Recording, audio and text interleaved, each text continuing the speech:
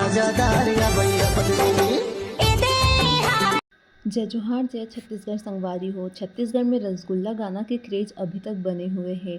ये इतना ज़्यादा पॉपुलर हो है कि एमा छत्तीसगढ़ के सिंगर मन भी अपन आवाज़ दे के नया वर्जन निकाले है रसगुल्ला गाल दिखे लाल गाना के। आप मन सुने हो का कमेंट करके बताओ।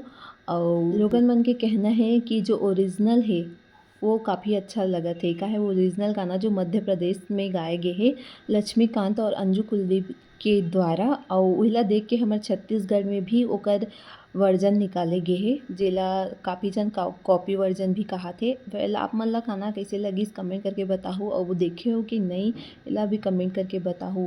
निशी तिवारी के जो डांस परफॉर्मेंस है ये गाना ला और बढ़ा दी से बे, मतलब ये गाना के क्रेज ला और बढ़ा दी से बे। मात्र 13 साल की उम्र में वो इतना अच्छा डांस करी से गाना के क्रेज बहुत ज़्यादा बढ़ गया। और साथ में ही मध्य प्रदेश के ही निवासी है निशी तिवारी जो ये गाना से और वायरल हो चुके। तो संगवारी हो वीडियो पसंद आई तो कमेंट करके बताओ और सब्सक्राइब कर दूँ वीडियो लाइक कर दूँ। थैंक यू संगवारी हो। जय जोहार जय छत्तीसगढ़ संगवारी हो।